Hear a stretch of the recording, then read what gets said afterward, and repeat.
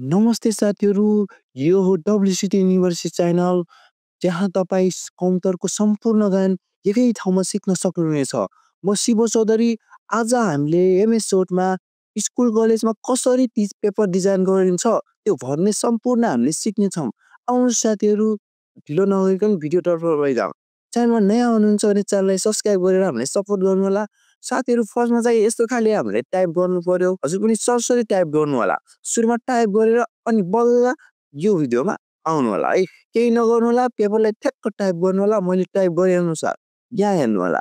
मैले टाइप गर्दाखेरि यो स्पेस थिचेको छैन गरेर नम्बर लेखेर मैले स्पेस गरेको सेम यसै गरी नै टाइप गर्नु होला है।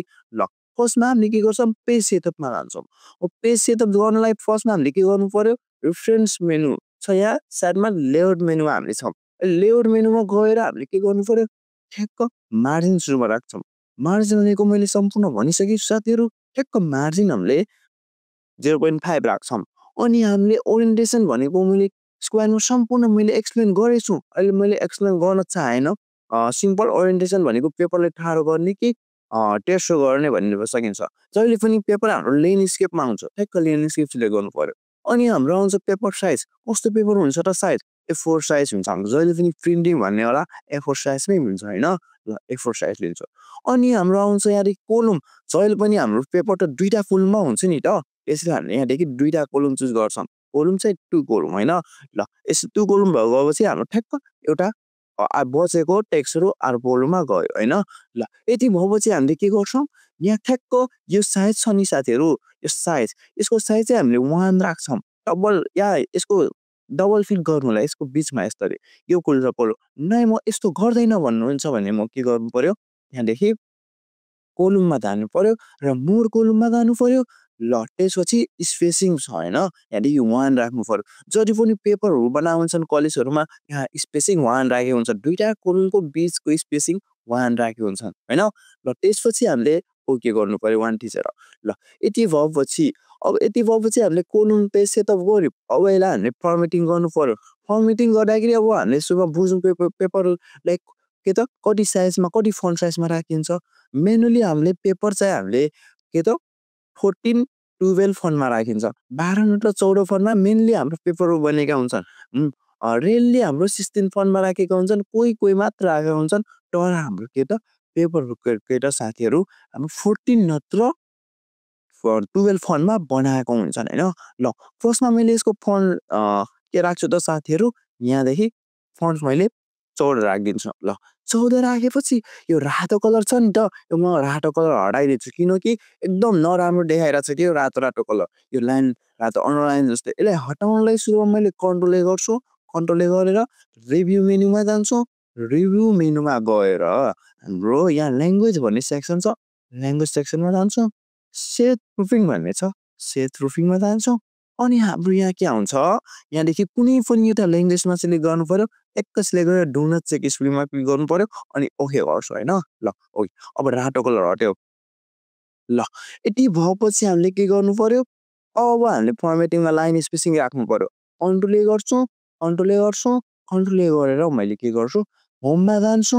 होममा गएर मैले यहाँदेखि लाइन स्पेसिङ राखिदिन्छु होइन। सुरुमा रिमुभ लाइन स्पेसिङ गर्छु।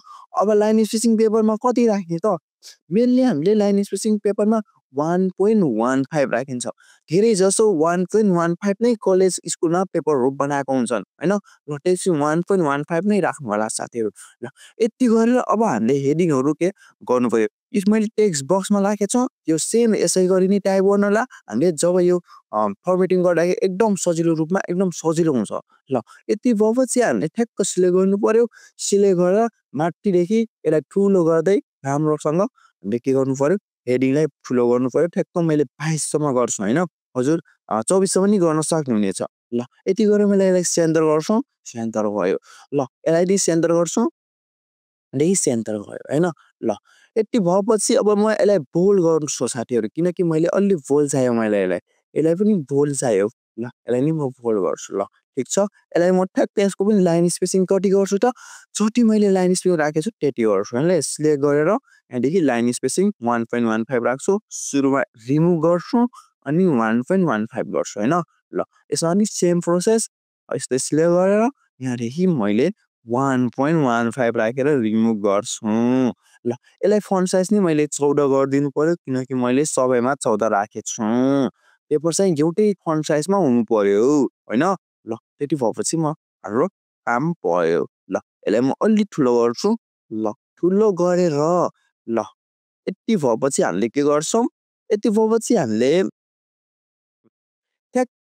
के गर्नु पर्यो? यसलाई नो फिल यसलाई आउटलाइनलाई हटाउनु पर्यो। एरो बटनले मैले मिलाएँ।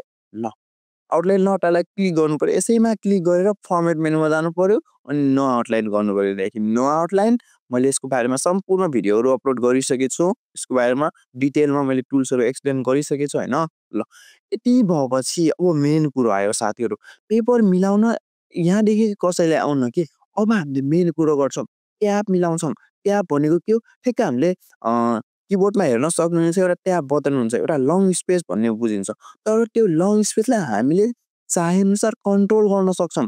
कति हामीले लङ स्पेस जाने त हामीले त्यो राख्न सक्छौँ। त्यस राख्नलाई हामीले के त पेपरमा युज गर्छौँ के त्यो राख्ने युज गर्छौँ धेरै जसो पेपरमै युज गर्छौँ। ल यसलाई सेट कसरी गर्ने? ट्याबलाई एकदम मैले यहाँदेखि 1 मा क्लिक गरेर ठ्याक्क ट्याब थिच्छु यहाँदेखि। ट्याब थिचेर लङ एकदम टाढा गइरहेको छ। यसलाई म सर्ट थिच्दैन आफूले चाहेअनुसार कति लिने त त्यो हामीले सेट गर्नु पर्यो भने के गर्न सकिन्छ त? त्यो सेट गर्न हामीले सिक्छौँ ल। त्यो गर्नुलाई प्याराग्राफमा जानु होला होइन? सुरुमा त सबै सिलेक्ट गर्नु पर्यो। कन्ट्रोल ए गरेर सिलेक्ट गर्नु पर्यो। अनि यहाँदेखि प्याराग्राफमा जानु पर्यो। प्याराग्राफमा गएर तल हेर्नु होला ट्याब भन्ने अप्सन होला होइन? ट्याबमा जानु पर्यो होइन? ट्याबमा गएर अनि हाम्रो के आउँछ यहाँ? हामीले राख्ने आउँछ के कति स्पेस राख्ने त? अब यहाँ बुझ्नु होला। ट्याब यो ट्याब स्टप पोजिसन कहाँ गएर ट्याब स्टप हुने पोजिसन भन्ने छ क्या। अब यहाँ स्केलमा देखि पनि राख्न सक्नुहुनेछ के। अब यो स्केल अनुसार नै हामीले राख्ने हो। अब हामीले धेरै जस्तो हाम्रो पेपरहरूमा 0.25 युज हुन्छ। 0.25 हाम्रो पेपरहरूमा धेरै कलेज स्कुलहरूमा युज गर्छन्। सुरुमा हामीले के गर्नु पर्यो? यहाँदेखि क्लियर गरिदिनु पर्यो अनि यहाँदेखि 0.25 गरिदिनु पर्यो। 0.25 गरेर सेट गरिदिनु पर्यो। सेट भयो यति गरेर ओके गरिदिनु पर्यो। अब एकचोटि यहाँ ख्याल गर्नु होला साथीहरू। यहाँ हेर्नु होला। यो मेरो माउस हेर्नु होला। यो अघि नै थिएन कन्ट्रोल जेड गरेँ मैले। अघि नै यहाँदेखि थिएन अब कन्ट्रोल वाई गरेँ मैले। फेरि यहाँ आयो होला। आयो आयो। अब हामीले के गर्नु पर्यो? ट्याक्क ट्याब मिलाउनु पर्यो। ल ट्याब मिलाउनु होला। ट्याक्क यस्तो ट्याब थिच्नु होला होइन? यस्तो अघि नै हाम्रो यति टाढा गइरहेको थियो अब टाढा गएन।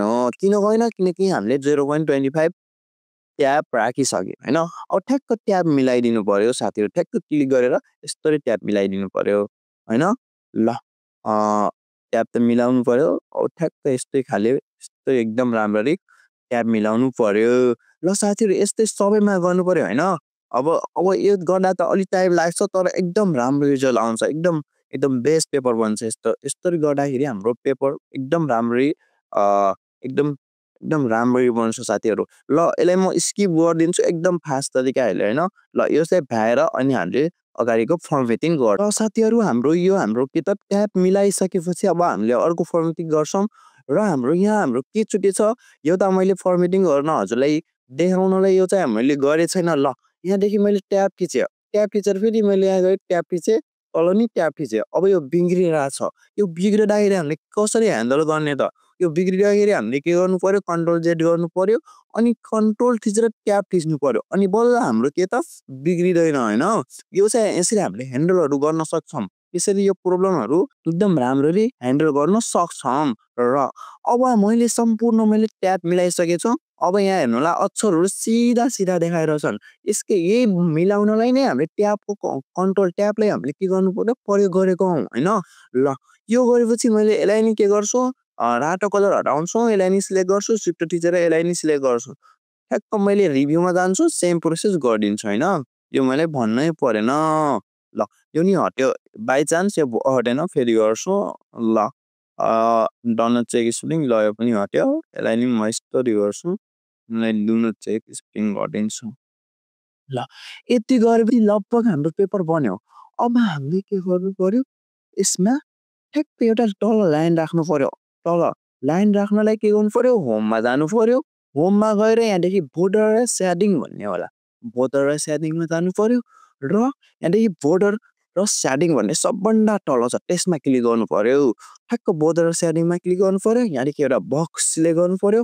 बक्स सिलेक्ट गरेर ठ्याक्क हामीले के गर्नु पर्यो यहाँदेखि हामीले क्लिक गर्नु पर्यो एउटा लाइनलाई क्लिक गरेर ठ्याक्क मैले यहाँदेखि तलमाथिको सबलाई हटाइदिनु पर्यो।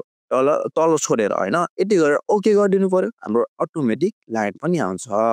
हाम्रो यसरी पेपरहरू बनाइन्छ। सम्पूर्ण मैले पेपर बनाउने प्रोसेसहरू भनिसकेको छु साथीहरू। यसरी हामीले पेपरहरू कलेजहरूमा स्कुलहरूमा बनाएर इक्जामहरू लिइन्छ। र यी तरिकाले हजुर जुनसुकै पेपर बनाउन सक्नुहुनेछ। नेपाली होस् या इङ्ग्लिस होस् या म्याथ क्वेसन होस्। आउँदो भिडियोमा हामीले म्याथ इक्वेसनको कसरी टाइप गर्ने त्यस्ता पेपरहरू कसरी पिक्चरहरू कसरी बनाउनु त्यो सम्पूर्ण पढ्नेछौँ। त्यो पढ्न चाहनुहुन्छ भने हाम्रो च्यानललाई सब्सक्राइब गर्नुहोला। र यस भिडियोबाट म बिदा हुन चाहन्छु। हस्त धन्यवाद। जय नेपाल।